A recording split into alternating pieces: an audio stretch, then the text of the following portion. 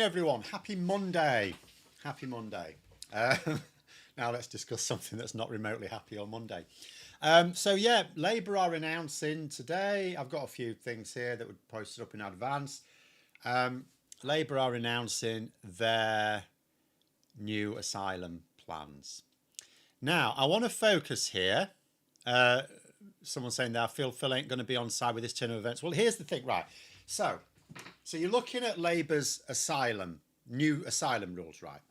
And there's different there's different positions you can have. You're looking at it, right? You can have a look at it as, do I approve of these policies or not? Okay, most of us here probably don't. But for me, what I always try and do in the channel is I look at it from a strategic point of view, because morality is subjective. We know that Labour have a problem with asylum specifically in terms of the country. Reform UK, it is actually a big issue. It's a much bigger issue than it used to be. It's always sort of been bubbling away, but it is now a huge issue in the country. It is a voting issue for a lot of key voters. So that makes it dangerous. Reform UK are currently winning on it. So if Labour can find a way to counter Reform UK on it, that strategically makes sense. The question is, are the specific moves being announced today going to help counter Reform UK? And I'm going to argue in a couple of cases, yes, but in most cases, no. And in fact, in some cases, they can actually make it worse. So I don't think that this is a good strategic move from Labour, but you can argue from the moral point of view if you like. I'm going to argue from a strategic point of view. I'm going to pick out a couple of comments here. So, oh my God, who's this? So I'm just going to say SG, sorry. When Tommy Temnanes is happy about your policies, you're doing it wrong, Labour. And if Labour in such a bubble that they can't see, that's such a sorry indictment of the state of Labour. So I'm going to say I haven't seen any response. I've actually been really busy this morning getting my videos for today ready, because I have a busy day, because I'll be streaming on Twitch this afternoon as well. So little plug. But if Tommy Robinson has spoken approvingly about some of these policies, I'm actually going to say, and I know it's hard to take, that's actually a good thing, right? And I'll tell you why. It's not, they don't give a shit what Tommy Robinson thinks. Tommy Robinson's not going to vote Labour, right? That doesn't matter. There's a group of voters, and it's a big group of voters, that I've talked about these before. They're sort of left wing. They want strong workers' rights. They want a good publicly funded NHS, good public services, good housing. Excuse me.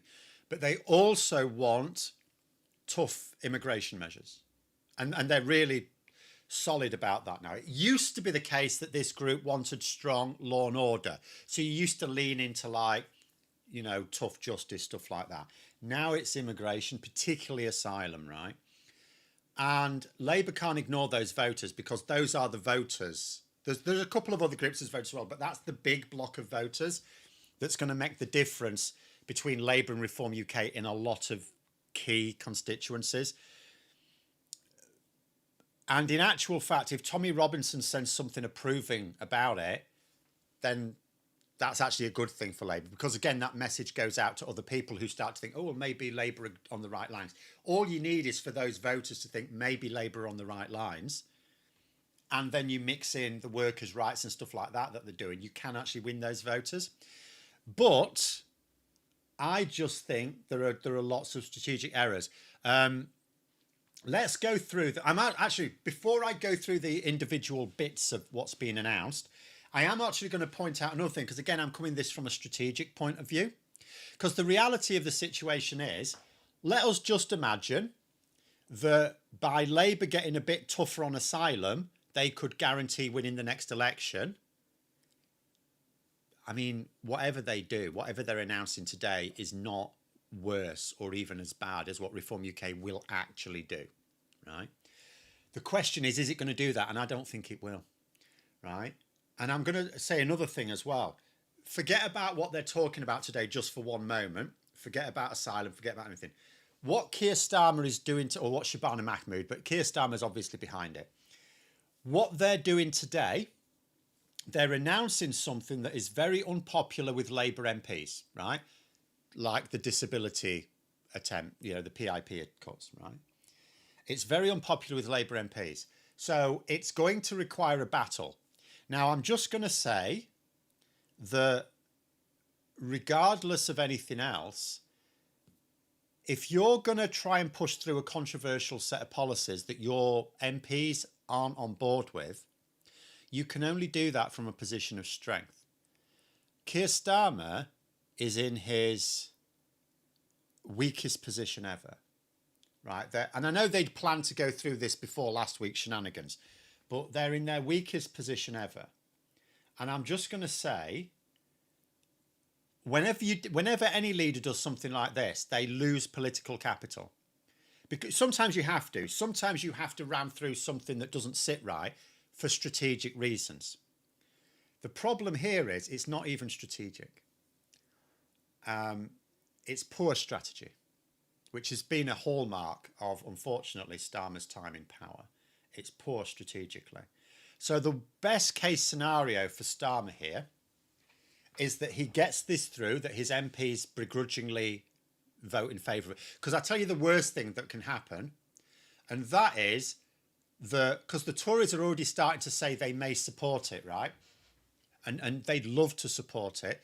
They'd love to be able to say it only gets through with Tory votes, because that may happen. That'll be a disaster for Starmer, because then he'll have rammed something through. Remember, the reason why Theresa May wouldn't work with Corbyn on Brexit to get the Labour votes to get her deal through was because her party would split. Well, this could do the same to Labour. If you work with the opposition to get a vote through that your own MPs don't really want, you can split the party really quite badly, the parliamentary party. So the best case scenario is that Starmer gets enough of his own MPs to vote for it that he doesn't need the Conservatives, but his position will be even weaker, but he limps on. The worst case scenario is this is actually what finishes him off. So regardless of even if what they're proposing today made strategic sense, it's still a bad idea, because it can't do any more good than the damage of a split party, if you see what I mean. But I'll go through some comments before I go through to the specifics here. Labour's, what was this? Surely they feel this is slapping their backbench in the face and a lot of their voter base. Yes, that's the problem. That is the problem. They do need to do something on asylum to counter Reform UK. But think about strategically what for most voters, what are the key things that persuade them that Reform UK are in the right, that asylum's out of control? What are the signs of it being out? People aren't opposed to asylum. People are opposed to out of control asylum, what they see as out of control asylum. What are the two visible signs of it? The unorthodox use of accommodation, the asylum hotels and stuff like that. That is a sign of a country, because why would you put asylum seekers in a hotel, or even like old military bases? Why would you have to put them in unorthodox housing? Well, that's a sign that the country's full, isn't it? If you haven't got enough housing, that's a sign that we're full, which is exactly what Reform UK say. So that's one visible sign they need to deal with. Now, Labour do actually have some plans to deal with that. They may actually have dealt with that by the next election. The second visible one is your channel crossings. So what I'm going to say, each of these things here that they're going to say has to do one of four things for it to be worthwhile, right? First, does it reduce the visibility of unorthodox housing arrangements, right? If it does, okay, there's strategic benefit. Does it reduce the visibility of unorthodox asylum claims like the channel crossings, right? If it does, again, there's strategic benefit. Does it make the system better? And does it make the system fairer? None of today's make the system fairer, I will point out. But if any of those four things applied, then I would say it's fine. So let's go through it. So, first of all, one of the most shocking for me that I saw this morning, apparently they do this in Denmark, didn't realise this, basically forced confiscation of basically theft, going to steal jewellery. They're going to force asylum seekers to hand over jewellery so they can sell it and use it towards the cost of processing their claim. I don't think that meets any of those. It doesn't address the housing issue. It doesn't address the channel issue. It doesn't make the system better, and it doesn't make the system fairer. So that's, for me, That's not strategic. That is performative cruelty. So that, for me, that tells me, and a few other things as well, tell me that Labour's plan here, Labour are deliberately creating an impression of performative cruelty so that they can persuade voters that Labour are getting tough on asylum. So never mind looking at the results, we're talking a tough game, therefore we intend to make a tough game. A bit like Trump's technique. You know, he talks a tough game on various things, you know, like bringing production back to America. Therefore, his supporters think he's bringing production back to America because he talks about it all the time. I think that's Labour's strategy. I don't think it's going to work because they will never talk a tougher game. No matter how harsh today's measures sound, it's never going to be harsher than Reform UK's. So Labour cannot and I've said this so many times before, Labour cannot outbid Reform UK on immigration policy of any kind. So the only way Labour can beat Reform UK on immigration and asylum, which they can, is by proving results, competence. Basically, Labour's only way of beating Reform UK is on competence. They can't do it based on rhetoric because Reform UK will just keep ramping it up. Reform UK will get to the point where they will just promise zero asylum altogether. There will be no refugees and they'll kick out the ones who've already made it in. That's Reform UK's position. Labour can't follow that. So Labour can only win on the competency stakes and then sort of say to voters, they might be talking a tougher game than we are, but we've proved our competence, right? So that first one, nicking jewellery, doesn't do anything. That is just performative cruelty. It doesn't even significantly reduce the costs. But I'm actually going to say this. Let's say you're spending £12 billion a year on various asylum costs. And let's say you can get that down to £6 billion, right? Even that'll be too much for them. You're not going to win. Next one. The reform appeal system so that there is one appeal rather than separate ones for each ground. I'm actually going to say that's okay. The public would expect that. So that one actually does work strategically.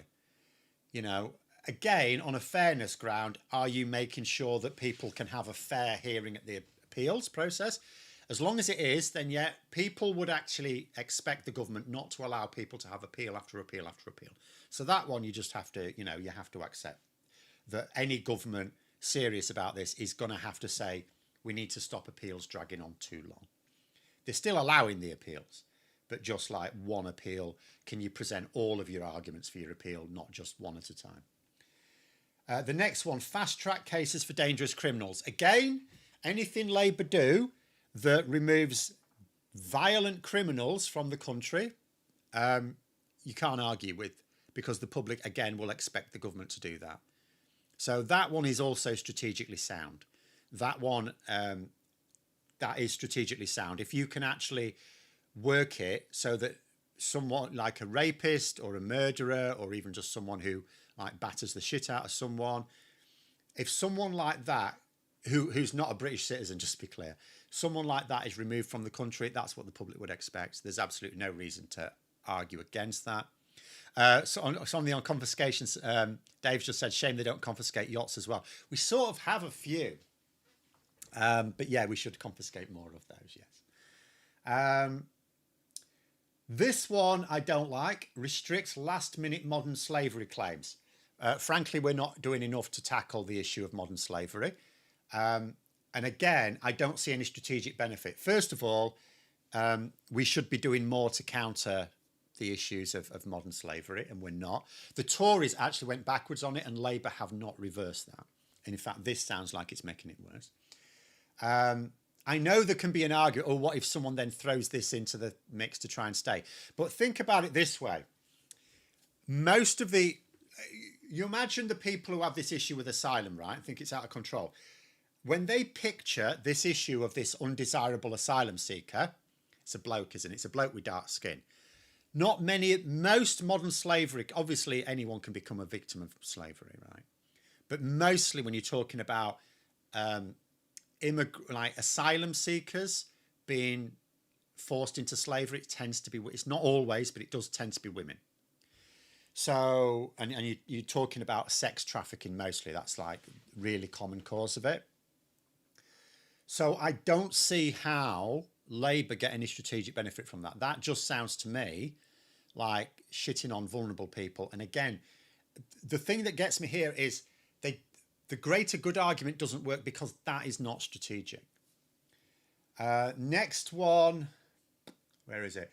Reforming the ECHR Article 3 rights on torture and degrading treatment. Again, that's, you know, if you, with other countries you agree to amend the European Convention on Human Rights, we have to accept, again, because that's all linked to the idea of getting rid of dangerous criminals. We have to accept that. If someone commits a violent crime and they're not a British citizen, we should, I'm sorry, the public expects the government to deport them. And there's no, I don't see any sense in trying to argue against that.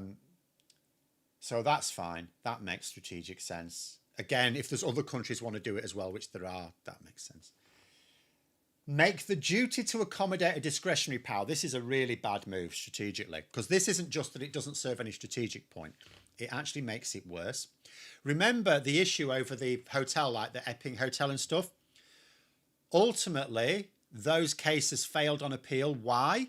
Because the judges had to conclude that in law, the Home Office has a duty to accommodate asylum seekers who are destitute, right? Same as there's, by the way, just to be clear, there is a duty to accommodate anyone who is destitute, including British. There's none of this, oh, asylum seekers getting ahead of the queue on British citizens. No, they're not. You know, if someone is destitute, then the authorities have a legal duty to accommodate them somewhere, right? Even if it's not that suitable, and it's often not that suitable. If you remove that, if you make it discretionary power, all of a sudden what happens is basically what Labour are doing here, by the sounds of it to me, I'm not a legal expert, but it sounds to me like what they're doing there is they're allowing those appeals to fail. They're going to actually screw themselves over, because then people will be able to challenge the use of asylum hotels and they'll win, because the judge, if the law doesn't say that you have a legal duty to accommodate people who are destitute, then the judge will say, well, they can be destitute then, they can sleep on the streets. And that just makes it worse, because then you'll make the issue more visible. What makes the issue of asylum more visible? In a hotel or on the street? Like, it's crazy. It's absolutely crazy, this. Then it says refugees to be returned once country of origin safer. This is a tricky one because people think that's reasonable. Okay, well, yeah, your country's a war-torn hellhole. You know, Syria, for example, Syrians in this country would say, okay, we can perfectly understand that Assad was a bit of a dickhead. But then if we start to think, well, Syria's fine now, you can go back home. And it's like, okay, yeah. And some Syrians want to go back, and some Syrians have, right? They want to go back home. But here's where your problem is. What if they've been here for 10 years or so and now they've got roots here and they've maybe got family here and stuff like that? You're trying to break up families? Or if they've got kids are in school, you're breaking up the kids. And then the other thing is this, right? These people keep saying they need to integrate, right? Oh, they should integrate. You're stopping them integrating. You're saying to them, you can, it's a bit like, right, let's say you've got a mate who's full on hard times and they're destitute and you let them sleep on your sofa. You don't want them sleeping on your sofa forever. It doesn't matter how good a friend they are, right? So you're basically going to be saying to them, you're here just until you get back on your feet. You want them to get back on their feet as soon as possible. So you don't want that friend integrating into your household, do you? You want them gone as soon as they can. It's just that you don't want them sleeping on the street. So same thing here. You're basically telling asylum seekers, don't get too comfortable. Well, that stops them integrating. That creates a schism in the community because you're saying to them, you're a second-class citizen. Insane. Insane. I'm going to catch you with some comments before we carry on. Actually, let's have a look. What have we got here? SG, they're saying, so I'm a naturalised citizen who's been here for 27 years. Do I need to reapply for citizenship? Does my daughter... So these are the sort of questions, aren't they? Particularly if Reform UK come in. These are the sort of questions. If you get legal right to stay, Reform UK are saying, actually, there'll be no such thing as a legal right to remain in this country, that they'll get rid of all of it. And that's quite worrying because you've got people who've come over. Because again, You say, I mean, again, it comes down to this. They say these people should integrate. And this is saying, no, they shouldn't, because we want you gone as soon as we can get rid of you. Like, how can people integrate if you're telling them that you don't want them living here forever? That's mad. Reform will come back with it has to be any criminal. Oh, in terms of the violent criminals, they may well do. But again, this isn't about Reform UK as such. It's about those voters. The reason why it matters is because Reform UK are a credible threat to form a government at the next election, and if they don't win at the next election, the one after. So you can't ignore the issue. You cannot obviously adopt Reform UK will not do everything that Reform UK is saying they'll do, but they will go a lot further. So you still have to do something. You can't just say, well, because Reform UK will constantly outbid you, do nothing. Like I said, the strategy has to be from Labour, demonstrate competence, demonstrate that something has been done to control the situation. I'm sorry, the bottom line is, if someone has committed rape or murder or another very violent crime, you are not going to find many people in this country who think that we shouldn't deport them. I mean, even reasonable public opinion think they should be deported, right? Whereas there are lots of voters who are not going to make a big deal of it for a parking fine.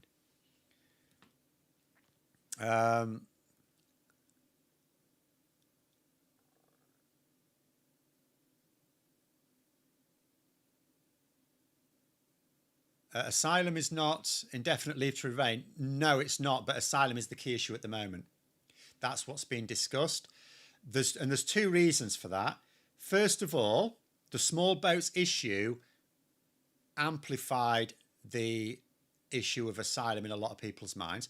But second of all, the amount of asylum claims has actually massively ramped up in the last year. Massively.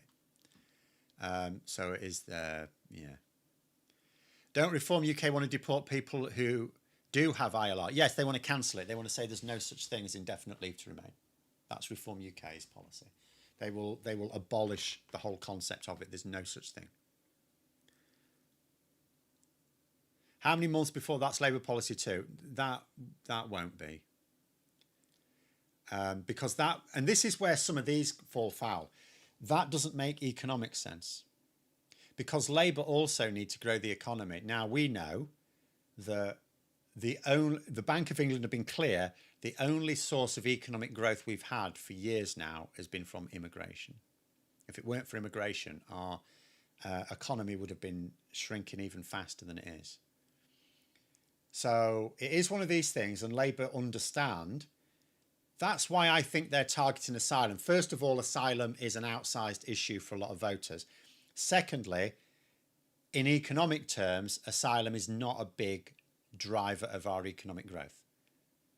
So it's almost like it's a handy distraction from economic migration. Because ideally, Labour wouldn't want to restrict economic migration, even though they're also having to do that. If I go on with some more as well. So, yes, the refugees to return once the country of origin is safer.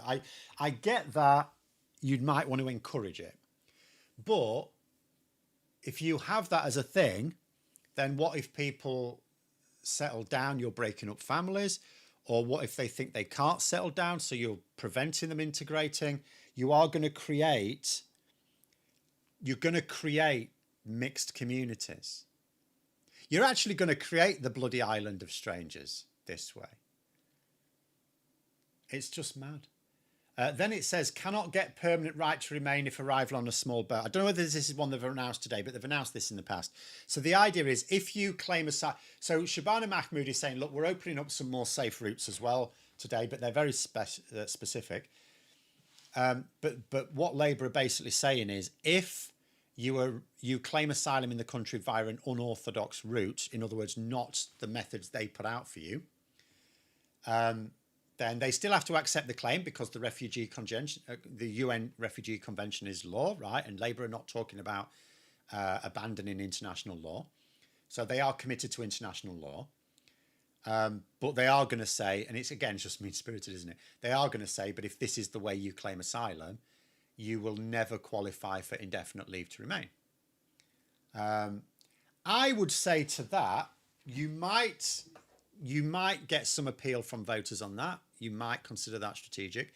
But I'm going to say, as an actual device to dissuade unorthodox asylum claims, it won't work. Because at the end of the day, if you've got a genuine asylum seeker, I know they're not all genuine, but if you've got a genuine asylum seeker, then you've got, they just need to get to safety. They just need to get to safety. And they don't necessarily feel safe in some of the countries they've been coming through, like France. So it's not going to make a difference at all. These people, if you're like fleeing an urgent threat to yourself and your family, you're not thinking long term, are you?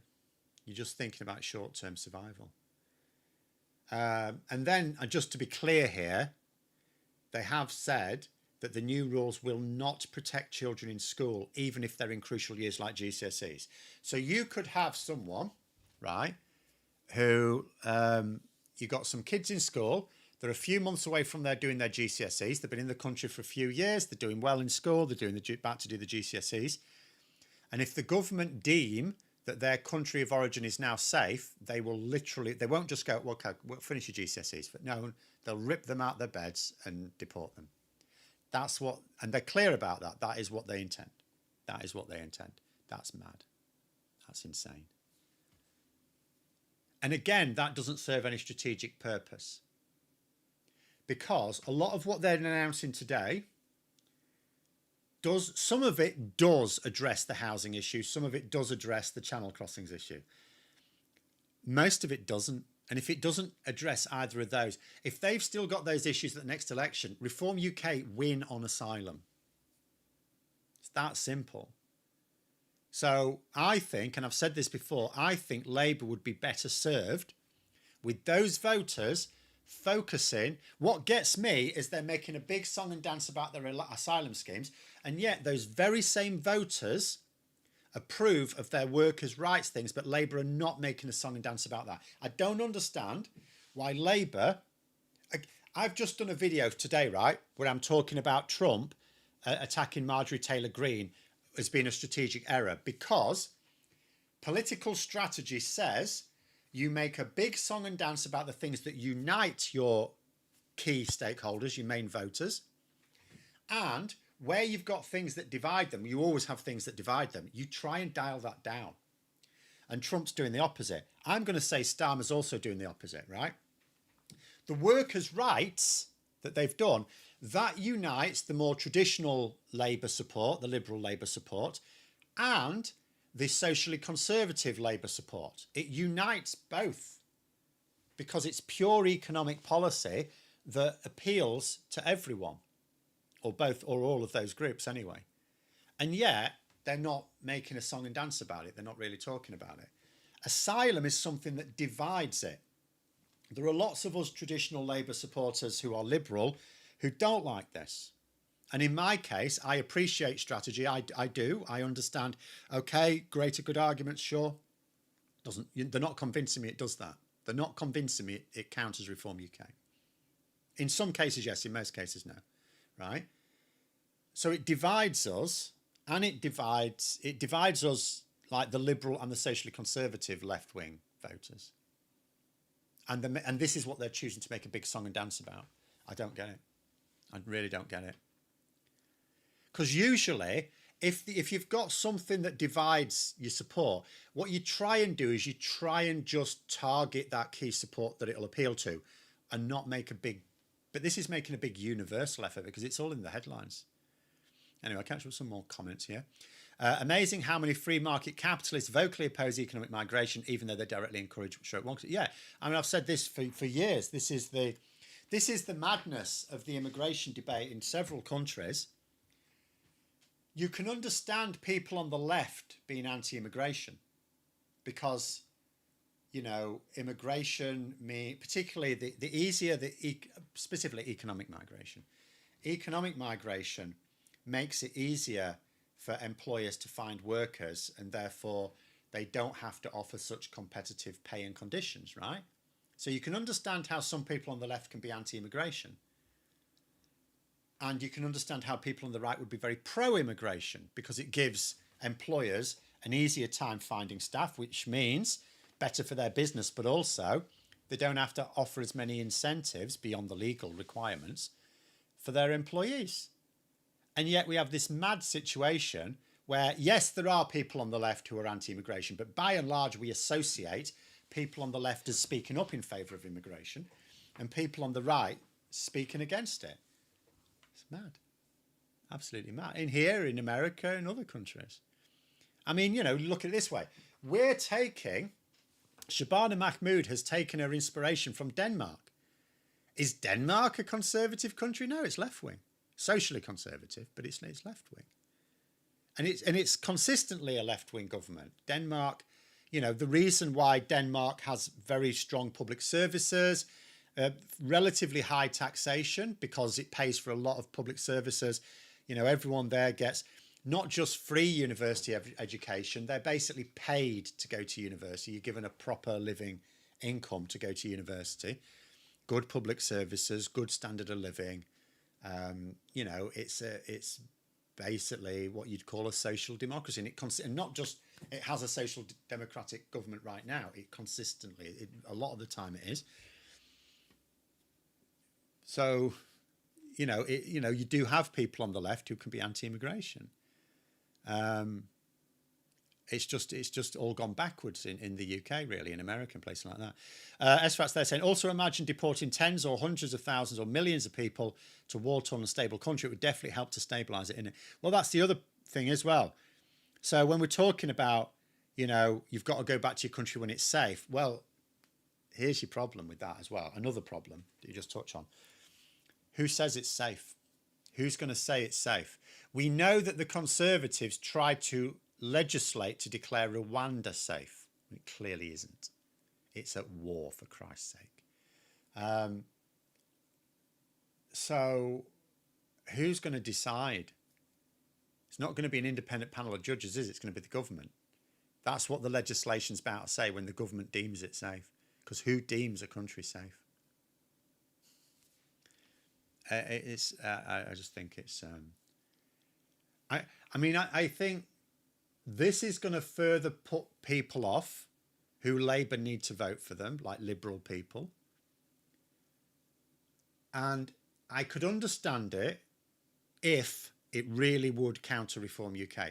But although there are a couple of elements in there that I think will, I think most of it won't. And some of it can make it worse, because if you do not allow people to integrate properly, and by telling them that they could be kicked out of the country at any moment, you're not going to allow them to, that's bad for the economy. Because, think about it this way. Let's say you're a business owner. Someone's got really good skills, they're going to be great for your business, but they're a refugee. They've passed it, you know, they've passed all the process, they're a refugee, they're allowed to work and all the rest of it's grand, brilliant. So you're thinking, oh, they've got the skills I need, this is superb, you're going to employ them. Are you going to train them? Are you going to invest a lot of training into them? If you know that in a few years' time, their country could be deemed safe again and they could be deported. That's bad for the economy. It's bad for those refugees because now they are second-class citizens. They will struggle to get decent work. I mean, that'll appeal to Reform UK, but they'll struggle to get decent work because those employers will not want to invest lots of money into their training because they could be gone in a few years' time. So it's economically bad. It's a very bad policy economically. And it's not going to win over any voters. The voters are going to judge Labour on the visible problems of asylum, which is housing. Labour are not going to solve that with any of their immigration policies. That's going to be solved by building more houses, right? We all know that. NHS, hopefully that the NHS will be a much better place and they'll get that. Again, none of these asylum policies are going to help them improve the NHS. None of them. Small boats, none of these things address the small boats issue. They're not going to address the small boats issue with harsh asylum rules that dissuade people. It's not going to dissuade people. And as I say, unorthodox housing arrangements, they may deal with that, but none of today's announcements deal with that. In fact, they make it worse, because if as a result of today's results, if MPs do vote for it, if Labour MPs do vote for it, I'm going to say what's worse than having asylum seekers in hotels is having those same asylum seekers on the streets, because that's more visible. People on the streets is more visible than people in a hotel. Like, you can't see asylum seekers in a hotel. Someone has to tell you that they're in there. You can see them on the street. And again, it doesn't matter if the people you see on the street are asylum seekers or not. You will be told they are. And a lot of them probably will be. And it's just mad. Once you've settled and make a life, why would you uproot? Exactly.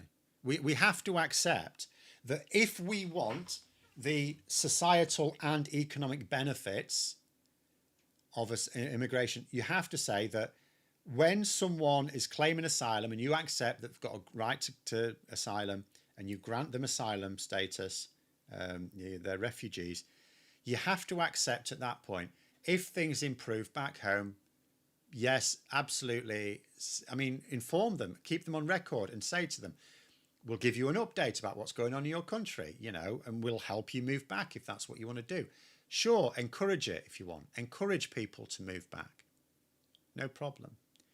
But if you force it, you're gonna either break up families, including children from their education, or you're going to encourage refugees not to integrate, which creates extra problems. It's just mad. Why not build a processing centre in northern France? What does Morgan McSweeney have against this idea? Well, again, this is what I've said all along. That would show the level of control. They don't need to do all of this stuff. All they need to do, sort out the accommodation. Yeah. Process them in northern France. Anyone that's clearly got a decent claim, then you transport them to Britain. No queue jumping. They're being brought across on UK government ships. No. Some people have an issue with that, but you're not going to win those over. A lot of people don't have an issue with that. They have an issue with people looking like they're queue jumping. We don't like queue jumping in this country. That's what I want to know. The only speculation I can come up with is they think that making asylum claims easier by allowing you to do it in northern France would increase the number of claims, and there are a lot of claims at the moment. But I would say it's not the number that's the big issue for the public, it's the visibility of it. Right. But it is what it is. Brian, they're saying, I've worked at immigration centres in northern France. Nearly all those seeking asylum spoke at least a certain amount of English, none spoke French. Well, that's another issue. One of the big reasons why some would want to come to Britain and not France. Some of it may be because they don't feel safe in France. But some of it could just be that they speak English or have got family ties in Britain. And you know what? It sounded to me like when Labour first came to power, it did actually sound to me like Labour were willing on that one. To begin with, it looked like they were actually going to make it easier to claim asylum if you had family ties here. And now they seem to be going against that as well. But yeah. How about asking Europe to ban the sale of small boats? I know it's again, you can't ban boats from happening in a coastal country.